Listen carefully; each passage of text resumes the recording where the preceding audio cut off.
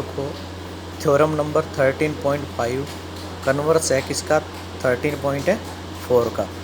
If a line is draw through an end point of chord, मतलब जैसे A B का end point क्या है, ए है, ए से क्या एक लाइन ड्रा की गई पी ए क्यू, ये तो बाद में बनाई हुई है पी ए क्यू, मैं डायग्राम में समझा दूंगा।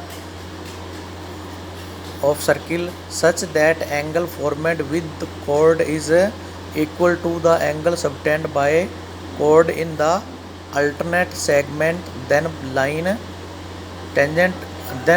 line is a tangent to the circle। देखो इसका मतलब क्या है, सबसे वो कह रहा है, पहले कह रहा है कि कोई एक chord है, उसके एंड से एक लाइन ड्रा की जाए और उसका ये एंगल और ये एंगल इक्वल हो। इसके कहने का मतलब है ये एंगल और ये एंगल इक्वल हो तो प्रूव करना है कि ये क्या है, एक टेंजेंट है। देखो वही चीज़ मैंने लिख दी, जो चीज़ गिवन थी वो पढ़ लोगे आप। प्रूव क्या करना है कि पी ए क्यू क्या है, एक टेंजेंट है। देखो इस सर्किल को मैंने इसमें जानबूझ के नहीं बनाया ताकि आपको कंफ्यूज ना हो, पूरा डायग्राम ये है। तो ये उसने कहा तो है ही नहीं कि पी ए क्यू क्या है, एक टेंजेंट है। ये पी ओ क्यू टेंशन नहीं है, तो अपने कंस्ट्रक्शन में क्या लेट कर लिया कि एम ए एन क्या है, टेंजेंट है। अपने क्वेश्चन में लेट कर लिया कि एम ए एन क्या है, एक टेंजेंट है।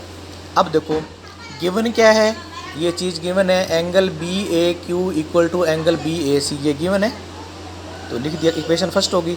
अब देखो इस लाइन को छोड़कर एम ए एन की बात करें तो ये टेंजेंट है। तो आपको बताया था टेंजेंट जो एंगल बनाएगी कोड के साथ, तो कौन सा एंगल बनाएगी, बी ए एन बनाएगी। तो क्या लिखा है मैंने, बी ए एन, और अल्टरनेट सेगमेंट में एंगल कौन सा बनाएगी, बी सी ए बनाएगी। तो क्या लिखा है, या ए सी बी बनाएगी, तो क्या लिखा है, ए सी बी। समझ आ गया, क्योंकि ये इस लाइन को छोड़कर मैं सोच रहा हूँ कि ये लाइन टेंजेंट है। पीछे थोड़ी थ्योरम अपने प्रूव करी है अभी कि अगर ये टेंजेंट लाइन है तो ये एंगल और ये एंगल क्या होते हैं, इक्वल होते हैं। वही चीज़ लिखी है कि अगर एम ए एन टेंजेंट अपने लेट की है तो इसका मतलब बी ए एन क्या है, किसके इक्वल है, ए सी बी के इक्वल है। लिख देना बाय थ्योरम 13.4, क्योंकि उसने स्पष्ट कहा है कि ये टेंजेंट नहीं है, आप प्रूफ करो कि ये टेंजेंट है। तो अपने प्रूफ करने के लिए तो इसको टेंजेंट मानना ही नहीं, अपने टेंजेंट किसको मानना है, इसको। तो अब देखो मैं इक्वेशन फर्स्ट और सेकंड को दोबारा लिख रहा हूँ।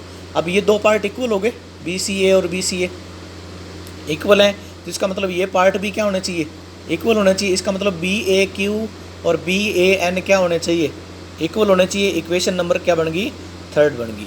इतना समझ में आ गया। उसके बाद अपने को क्या करना है कि देखो बी ए एन कितने पार्ट में बन रहा है, बी ए क्यू और क्यू ए एन, दो पार्ट बन रहे हैं, बी ए क्यू और क्यू ए एन। तो वही मैंने लिख दिया B A Q plus Q A N. लेकिन बी ए एन किसके इक्वल है, बी ए क्यू के। तो बी ए एन की जगह पर क्या लिख दिया, बी ए क्यू, यहाँ पे देखो, और ये पढ़ा ही है बी ए क्यू प्लस में क्यू ए एन, इससे ये कट गया तो इसका मतलब क्यू ए एन क्या आ गया, जीरो। मतलब ये एंगल तो जीरो आ गया, ये एंगल क्या आ गया, जीरो। और ये कब पॉसिबल है जीरो, ये लाइन इस लाइन के ऊपर हो। समझ में आ रहा है ना, क्योंकि एंगल जीरो कब बनता है, जब एक लाइन दूसरी लाइन के ऊपर होगी तभी जीरो बनेगा, वैसे तो जीरो बन नहीं सकता। तो वही लिख दिया, this is only possible when P A Q and M A N coincide